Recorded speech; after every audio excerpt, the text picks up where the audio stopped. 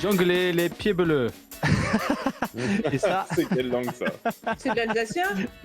non, c'est du coréen. Et c'est marrant parce que poulpe en coréen, c'est pied bleu. Enfin, c'est pas comme ça exactement, mais c'est la phonétique. Alors aujourd'hui, on va parler, restez avec nous parce qu'on va parler de la seconde partie de l'épisode dont on a parlé la dernière fois. C'était la relation sous-traitant-donneur d'ordre. Donc la dernière fois, avant de faire le rappel dans la dernière fois, comment ça va, mesdames et messieurs? Ça va bien. Ça va bien. On a deux auditeurs. Oh oui, c'est 2 fois plus que la dernière fois. Bonjour à Romain Ah et à Mohamed qui nous suit beaucoup et qui a rejoint la communauté. qui participe à la communauté. Et qui participe. Merci pour, excellent, les réponses dans le chat. Hein, quand on avait posé des questions là sur les tantiques, c'est cool quoi. Ouais. Bonjour à tous. Et donc, Mohamed, la prochaine fois, on parlera de ton sujet favori apparemment. Donc, les prochains lives, on parlera de l'optimisation du temps de cycle, et de temps de libération. On en reparlera dans la semaine à venir. Alors, la dernière fois, qu'est-ce qu'on s'était dit? Parce que du coup, ça fait très longtemps qu'on a enregistré cet épisode, ouais, 2 mois, et plus. il n'est pas encore sorti. Il n'est pas encore sorti, mais j'ai fini de le monter, donc il sort la semaine prochaine. Enfin, avec Romain, on a fini de le monter. Donc, la dernière fois, qu'est-ce qu'on s'était dit? On s'est dit que la relation sous-traitant-donneur d'ordre, c'est que le donneur d'ordre souvent empoisonne la vie du sous-traitant. Pourquoi? Parce que finalement, c'est le donneur d'ordre qui va être en charge, enfin qui est responsable du produit que le sous-traitant va fabriquer. C'est-à-dire que s'il y a un problème avec le produit qu'il fabrique, c'est le donneur d'ordre qui s'en prend plein la poire. Par les médias, par la police, par tout le monde quoi. Et donc c'est pour ça qu'il est aussi contrôlant quoi. Enfin, il veut vraiment savoir ce qui se passe. Et donc finalement la question qu'on se pose. Il en avait aussi dit, non, il me semble que le sous-traitant, il avait aussi peut-être un peu trop peur des fois de donner son avis au donneur d'ordre. Ouais, ça on y viendra un petit peu après, hein, mais c'est surtout la question en fait finalement on peut la résumer comme comment s'assurer que les processus sont en bon ordre sans être sur site. Et c'est là que c'est compliqué, hein. Donc ça revient à parler de la qualité de bureau, quoi. Hein. Et quand on fait de la qualité de bureau, La finalement, qualité de bureau par excellence. finalement, Vraiment. on essaye une petite métaphore, ça serait d'essayer de savoir ce qui se passe dans la maison en regardant par la boîte aux lettres. Et on peut entendre des trucs dans la cuisine, on peut voir des gens se battre, mais finalement, on n'a aucune vision de vraiment ce qui se passe vraiment dans la maison. Et ici, par la forme de la boîte aux lettres, c'est le dossier de l'eau ou les rapports d'investigation des déviations majeures et critiques. Donc finalement, c'est vraiment pas grand-chose par rapport à tout ce qui se passe sur un site de fabrication. Ouais, clairement. Merci. Et on avait dit aussi que souvent, ces donneurs d'ordre amenaient une complexité dans le système parce que chacun allait avoir sa demande, faudrait faire comme ci, faudrait rajouter ça, faudrait contrôler comme ça, et que finalement ça ramène de la complexité au système avec le risque d'erreur. On dit attends, mais tu fais pour tel client, pense à ci, il faut faire comme ça. Et comme tu disais Arnaud, c'est ça aussi qui complique la relation donneur d'ordre détenteur d'AMM quoi. Oui, et puis alors je sais plus si on en avait parlé aussi, mais rappelons-nous que le donneur d'ordre, les communications qu'il a avec son sous-traitant, en tout cas au niveau qualité, c'est 80-90% du temps pour parler des problèmes, quoi. Donc il y a une espèce de biais de négativité qui se met en place, qui fait que pour le donneur d'ordre, le sous-traitant il fait n'importe quoi. Voilà, une fois par semaine, toutes les 2 heures, le sous-traitant va parler de trucs qui se passent mal au donneur d'ordre et finalement, qu'est-ce qui sort de bien de ce call hebdomadaire de 2 heures où on passe en revue tous les problèmes? Probablement pas grand-chose, quoi. En fait, je repense, parce que moi j'étais dans une CDMO, je repense aux clients avec qui ça se passait le mieux, et c'est vrai que les clients ça se passait le mieux, c'est ceux avec qui on était sortis de ces discussions où on n'est pas là que pour les problèmes, mais on échangeait. Je me souviens, il y en a un, ils avaient des indicateurs de tout ce qui se déroulait avec eux, le suivi des livraisons, le nombre de réclamations et tout ça, mais qui était sur un indicateur de performance et pas forcément on pointe le doigt. Et un autre client, on avait vraiment une relation de j'ai envie de dire, on est dans le même bateau, on travaille ensemble. Si on a des difficultés, on essaye de changer, trouver les solutions. Donc c'est vrai qu'on n'était pas sur ce côté de on est en contact avec eux que quand il y a des problèmes, quoi. Exactement. Donc au jour le jour, et donc là on va rentrer dans ce nouvel épisode. Finalement, on était un peu resté là la dernière fois. Donc qu'est-ce qui est important pour un donneur d'ordre de connaître des activités du sous-traitant? Comment on fait? Avec quels indicateurs, quelles informations et quels sont les moyens les plus efficaces finalement pour qu'un sous-traitant finalement ait confiance un donneur d'ordre pardon, ait confiance dans son sous-traitant. Alors Mélanie, tu viens d'apporter une partie intéressante de la réponse, effectivement, sortir de ces calls de 2 heures et se baser sur des indicateurs clés pour lâcher la bride au sous-traitant pour qu'il puisse gérer lui-même sa performance. Donc, c'était quoi, par exemple, ces indicateurs, Mélanie? Je sais plus, mais en fait, alors je trouvais que c'était très intéressant. Enfin, je me souviens plus de tout dans les détails. Je sais que forcément, il y avait un côté de OTIF, on time, respect des livraisons des commandes. Trop Donc bien. ça, c'est un indicateur. Il peut être bon, il peut être moins bon, mais voilà, au moins il est factuel, on va dire. Et j'avais trouvé aussi vachement intéressant de la part de ce donneur d'ordre. En fait, il te faisait une classification, par exemple, par le nombre de réclamations que tu avais eu par rapport au volume. Et il te montrait comment tu te situais par rapport à tous les. Enfin, si tu veux, il faisait une classification anonyme. Ils disent, vous, votre résultat, je sais pas moi, c'est je vais énorme, te donner ça. un chiffre comme ça, mais vous avez 2% de réclamations par rapport à votre volume de production. Et en fait, il disait, sur l'ensemble des sous-traitants, vous êtes classé 3e sur ce critère ou 5e sur ce critère. Et ça, du coup, ça vous faisait quoi? Ça vous faisait quoi? Ça vous boostait? Ça vous En disait, fait, ouais, c'est bien. déjà, tu as le premier côté, finalement, on n'est pas si mauvais que ça, dans le cas où tu es du bon côté, quoi. Et de l'autre, et puis en fait, ils avaient alors je me souviens de l'OTIF et des réclamations, mais il y en avait peut-être d'autres, hein, je sais plus maintenant. Mais si tu veux, ça permettait aussi de comprendre que déjà, eux, ils comprenaient ce que c'était que d'avoir un sous-traitant. Et tu vois, même si c'était dans la comparaison des sous-traitants, tu disais, eux, ils comprennent un peu finalement la problématique d'un sous-traitant et qu'ils auront plusieurs choses à gérer.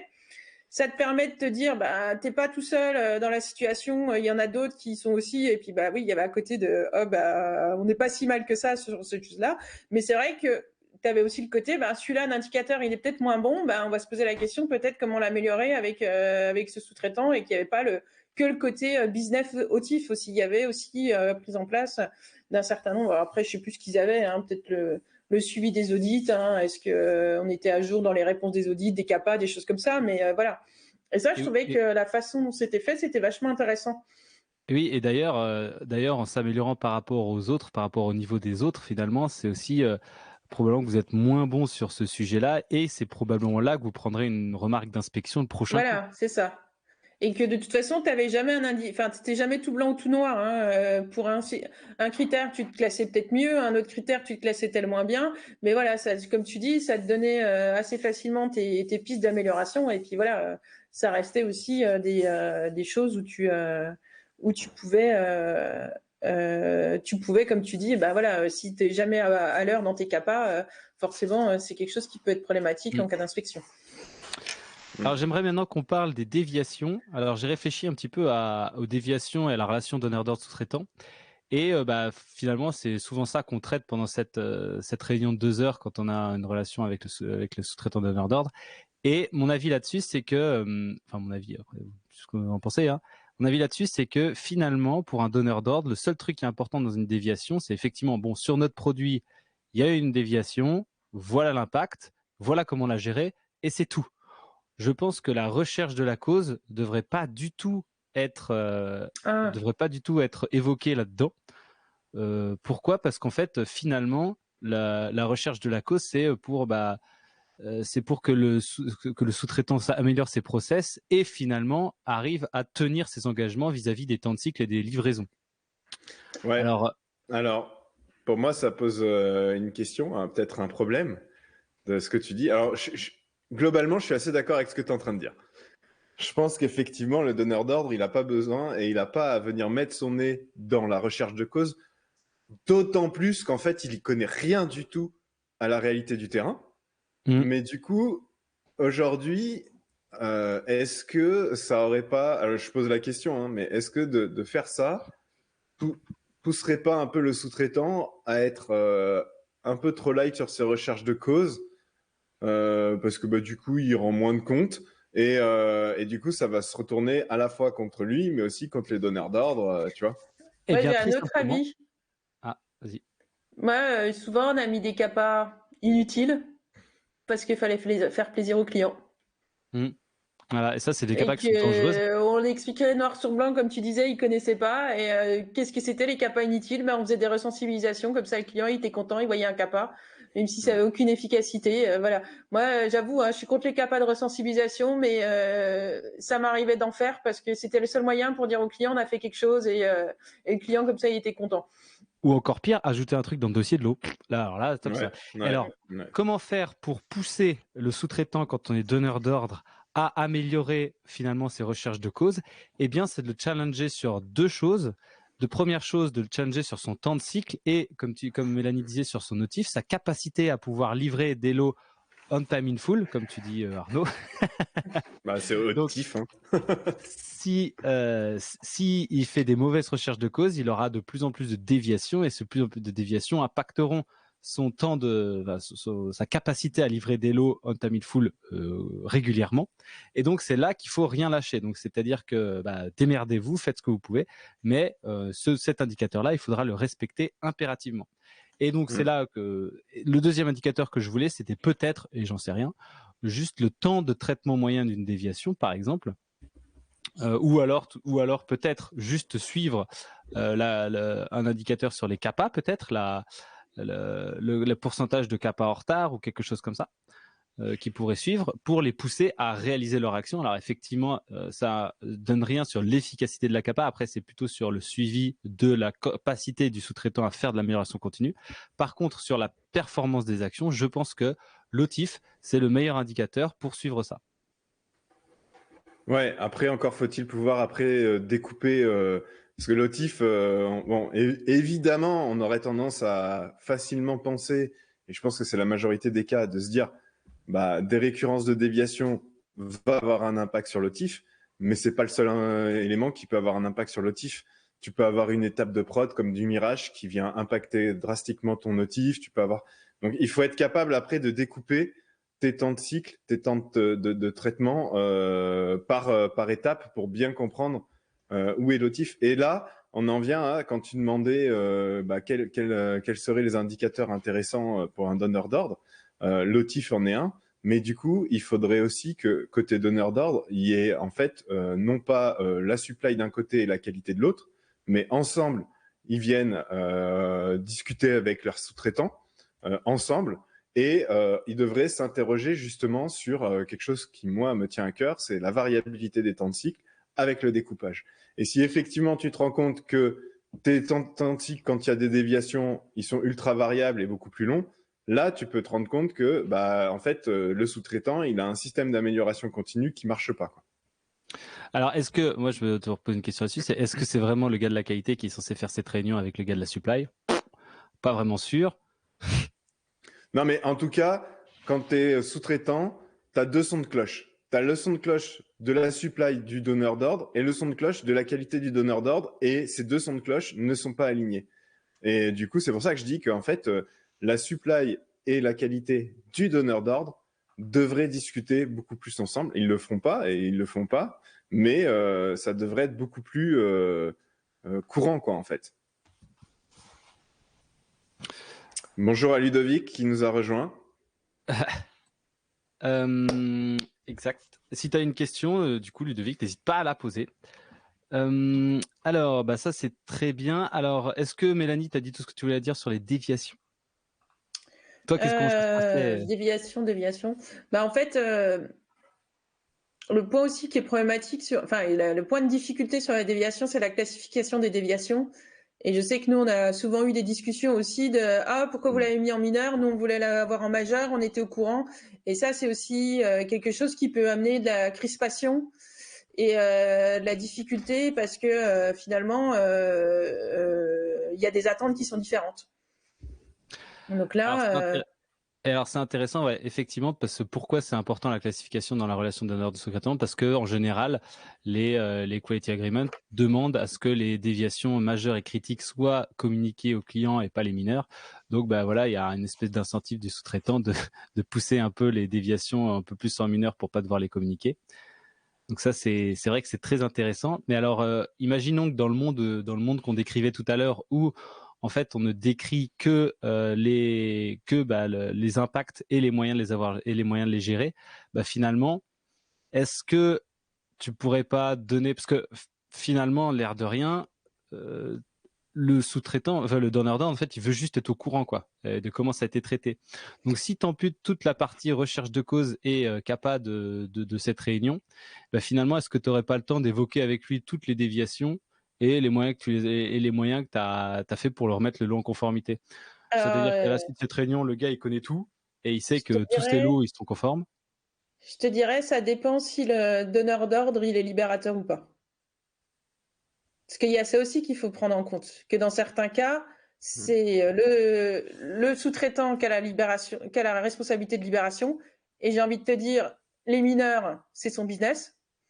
Et il a fait ce qu'il faut pour se rendre compte que son lot, il est conforme. Et voilà. Et après, il y a besoin quand même d'informations de déviation majeure au donneur d'ordre, parce que bah, c'est pas les mêmes impacts qualité, c'est des choses comme ça. Et puis, par contre, si le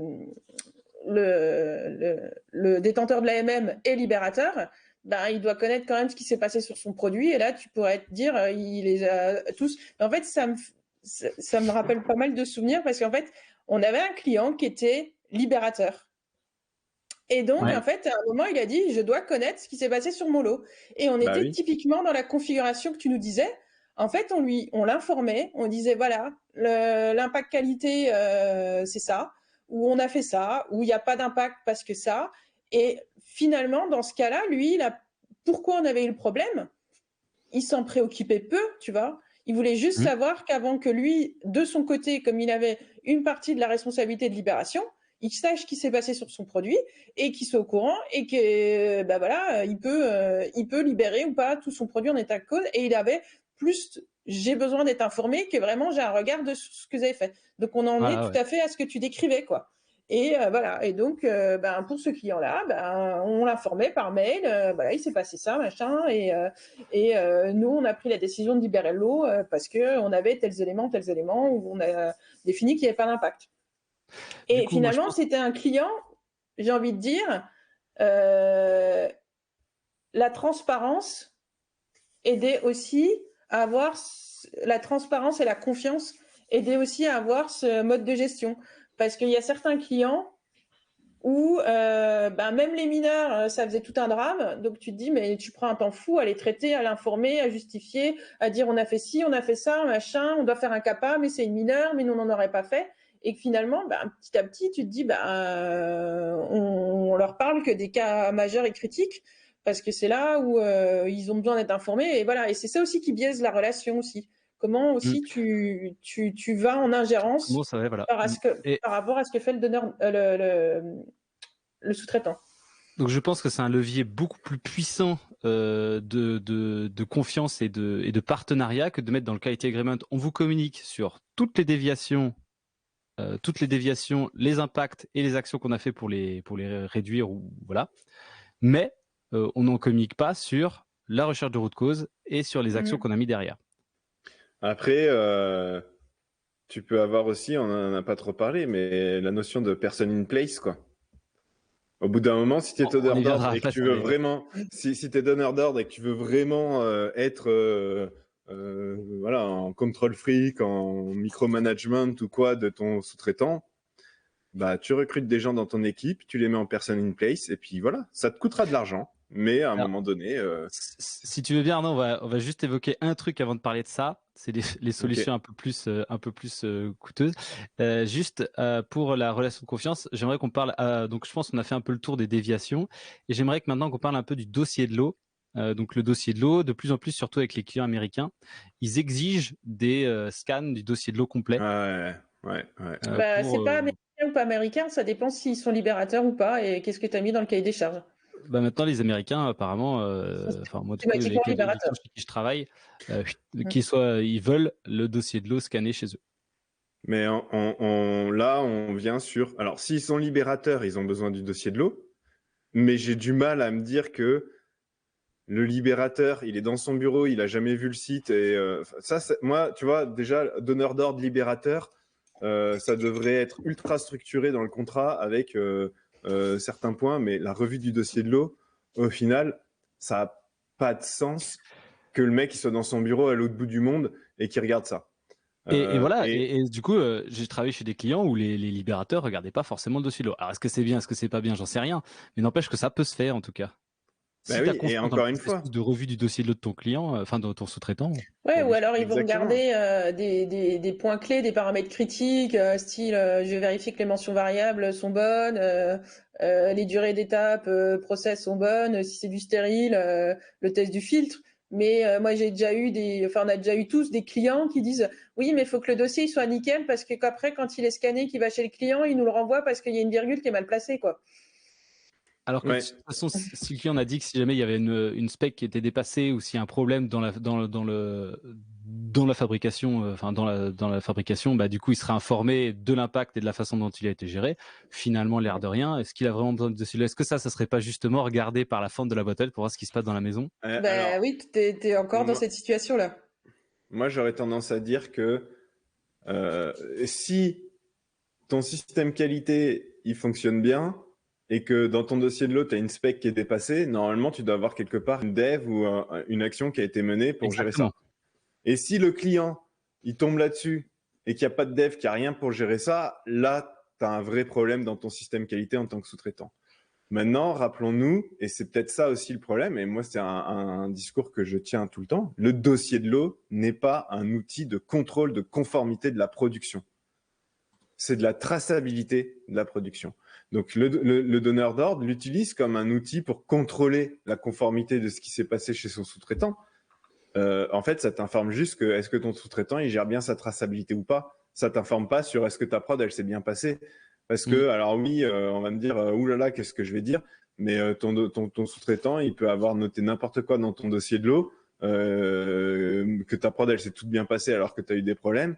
Heureusement, ça se passe plus de nos jours.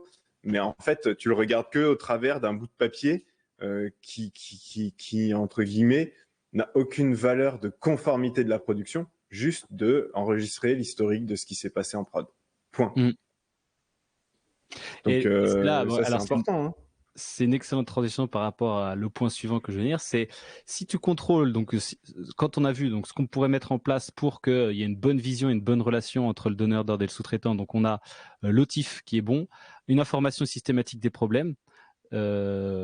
Et donc derrière, si jamais tu vois peut-être après ce qu'on avait dit des indicateurs bonus, par exemple sur le délai de traitement des déviations ou des CAPA, enfin bref, voilà. Si tu en vois en fait qui dérivent, et c'est justement ça que tu vas aller contrôler lors de l'audit. Lors de l'audit, du coup, tu peux aller contrôler l'adéquation entre ce qui se passe en prod et ce qui est marqué dans le dossier de l'eau. Et du coup, le bon report justement des problèmes dans le système d'événements déviation. Et c'est ça qu'il faut aller contrôler quand on va en audit. C'est ça qui va faire gagner la confiance, quoi. Et au plus on a de trucs bizarres qui se déclenchent les indicateurs qui baissent ou des déviations pour lesquelles on n'est pas forcément d'accord sur l'impact ou, bah, comme tu disais, Mélanie, sur les réclamations clients, et ben du coup, on peut aller augmenter la fréquence de l'audit pour regagner de la confiance ou pas dans le client pour après, regagner cette relation de confiance. Se mettre dans une situation qui est beaucoup plus je veux dire, oui, comme tu dis, avoir la confiance, savoir comment le sous-traitant il gère les problèmes et est-ce qu'il fait ce qu'il faut pour remettre sous contrôle. En fait, c'est ça la question, quoi.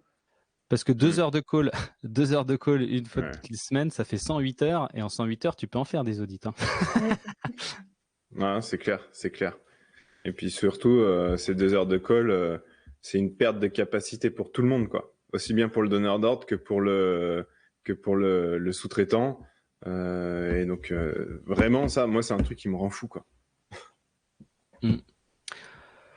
Ou après, voilà, et pas forcément de système parfait, mais je trouve que, en tout cas, dans comment ça se passe actuellement, on peut l'améliorer. Et donc maintenant, il y a des solutions qui sont encore plus extrêmes dans le sens euh, plus extrême, plus différente en tout cas.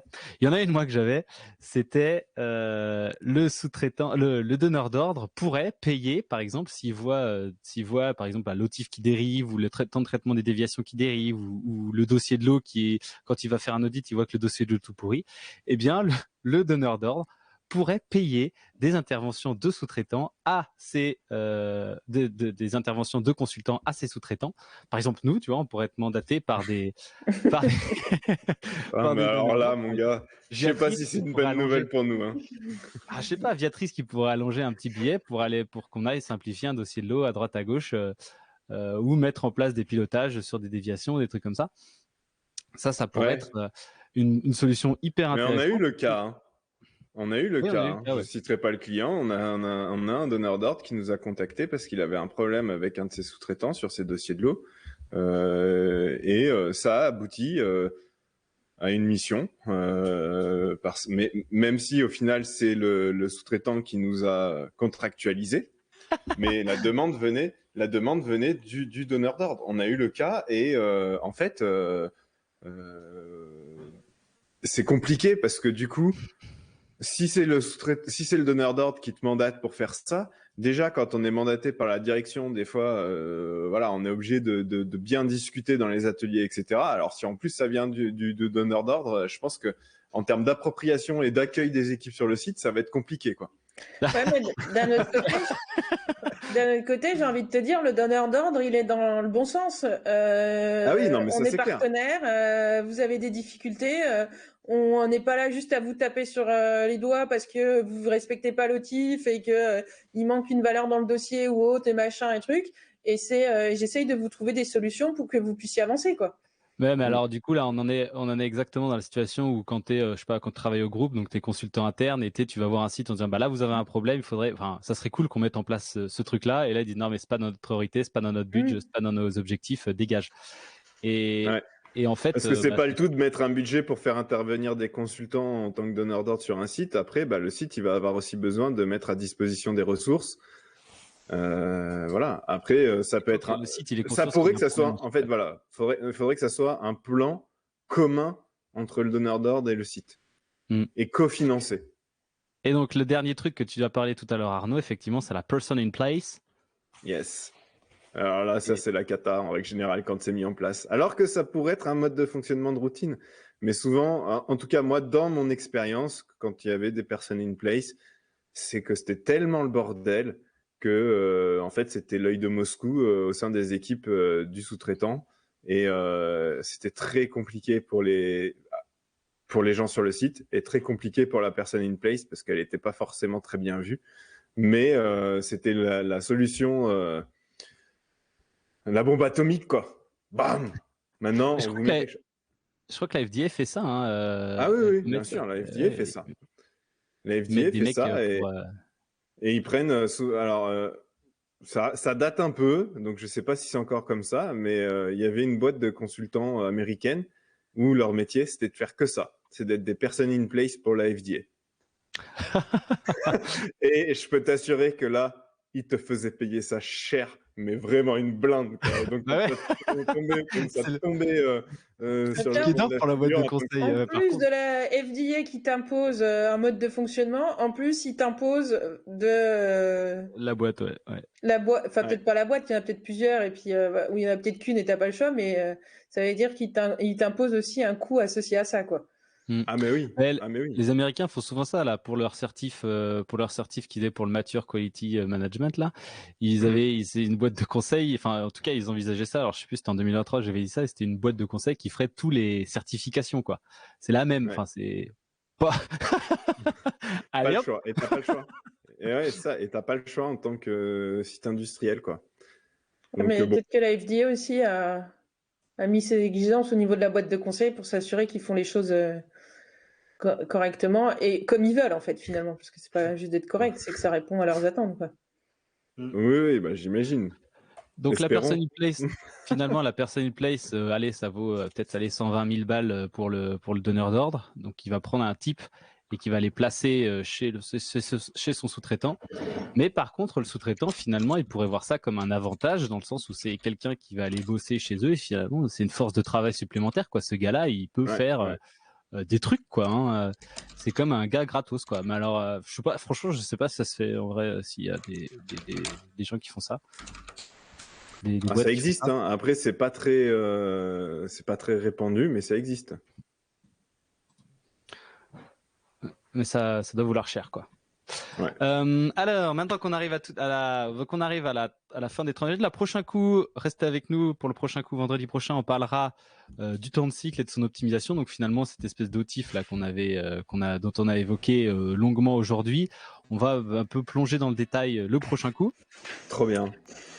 Ah, ça va m'exciter, ça. Aïe, aïe, aïe. Donc là aussi, n'oubliez pas donc la communauté là où on est là maintenant ici là, vous pouvez vous inscrire. Donc là le site il est dispo sur le site de la communauté où on fait des échanges. Donc, ça a déjà commencé, hein, il y a déjà des questions qui sont posées, des documents qui sont transmis. Enfin c'est plutôt cool. Ouais. La newsletter également. N'hésitez Donc pas pour ceux qui nous écoutent en podcast, peut-être on mettra le lien vers la communauté dans le podcast. Voilà, de toute façon on en parle après, c'est marqué sur mon profil, c'est marqué sur le et site. On va le retrouver partout. Dès que je l'aurai mis à jour le site, là, on aura le lien aussi sur le site directement, quoi. La newsletter aussi pareil, là maintenant on est 240 là abonnés, donc c'est vraiment super. Merci à vous. C'est vraiment cool. Ça augmente bien. Et donc alors, c'est pareil, la communauté, vous allez voir, pour ceux qui s'inscrivent jusqu'à pendant un mois là, on donne l'accès gratuit à tout. On donne l'accès gratuit en tant que poulpi, au mode poulpi pour tous ceux qui vont s'inscrire dans le mois. Donc n'hésitez pas, inscrivez-vous pour avoir cette inscription gratuite. Et dernier truc, on lance, là c'est que pour ceux qui sont, à partir de lundi, on lance l'ouverture aux inscriptions de notre, comment on appelle ça, de notre la masterclass dossier de l'eau ergonomique. Dossier de l'eau ergonomique, donc il y a que 6 places. 6 places. 6 sites. 6 sites, donc la place pour 6 sites en fait. Hein. Et donc vous en entendrez parler sur LinkedIn, etc. Donc c'est un accompagnement sur la réalisation de dossiers de l'ergonomique pour les sites. N'hésitez pas à vous inscrire, les communications vont sortir pareil un lundi. Voilà, il y a beaucoup de choses. On est très actifs en cette rentrée, on vous propose plein de nouveautés et j'espère que ça vous plaît parce que nous, on a hâte de partager avec vous via ces différents canaux et que ce soit la communauté, la newsletter. Faites-nous du retour si vous avez utilisé les kits de com et puis la masterclass. On se dit que c'est une autre manière aussi de vous faire avancer en profitant de l'émulation intersite pour avancer sur vos sujets. Voilà, on verra, on fera tri de ce qui marche et ce qui marche pas. En tout cas, merci à tous de nous suivre et à bientôt. Lundi, Mélanie vous fait pour la communauté une étude de cas. Alors, Mélanie et Chloé viennent. Mélanie et Chloé, on va soumettre un cas, des situations qu'on a vécues chez des simplifications de dossiers de l'eau à Arnaud et voir ce qu'il nous propose. Ah, c'est comme ça que vous allez faire, trop bien. C'est comme ça qu'on va faire. Ouais, voilà. On se met en situation réelle. En fait, on passe côté client entre guillemets, et Arnaud va nous aider à trouver des solutions à notre organisation de dossier de l'eau. On vous attend tous lundi. En tout cas, les 3 qui sont là. Parce que j'aurai pas le temps de faire le montage pour lundi. Mais en tout cas, à lundi. Merci à tous. Merci. Allez, merci. Ciao.